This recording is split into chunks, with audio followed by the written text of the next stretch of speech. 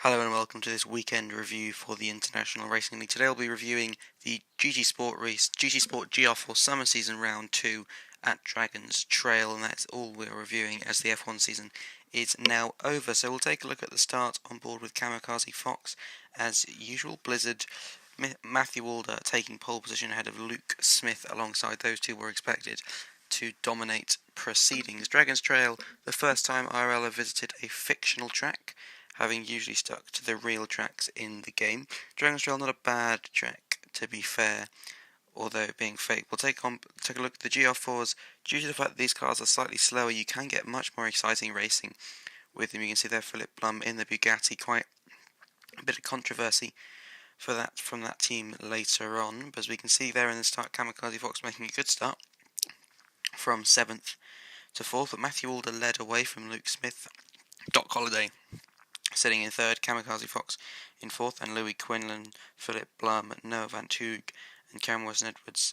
Quinlan made contact, but you can see there up front Smith going round, and that was a massive impact early on in the race. But this really was the chaos. Started on lap 3, KONFOX, the first to be pushed off as Luke Smith tried to make his way back up through the field.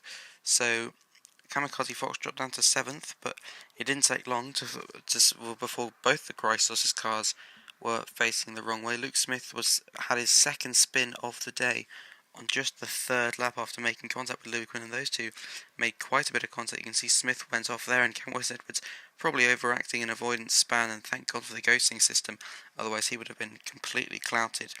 But he had a good battle with KONFOX later on. But now we'll focus on the drama, which was the Bugatti team of Philip Blum and Doc Holliday, as well as their as well as Nico Ravi, all retiring in inverted commas from IRL. Nico Ravi more of a forced retirement than the other two. But so those two both out. A replacement, one of the two replacements already found for that Bugatti team. The other one is in discussions and should be joining that team shortly. So the Bugatti team still very much in just two different drivers. As we now take a look at the race result, Matthew Walder winning by 16 seconds from Luke Smith. Chris Ryan finishing almost a minute behind in 3rd. KONFOX taking his career best of 4th, with Noah Van Toog in 5th, and Cameron Edwards finishing 6th. You can see the retirements of Nico Ravi, Philip Blum, Doc Holliday, and Louis Quinlan, who had quite an eventful race after making contact with Luke Smith on several occasions. So there are the driver standings using the old F1 points. Jeremy Pope, Matthew Walder, and Chris Ryan all on 10 points. Tom Bennett, Luke Smith, KONFOX all on 8.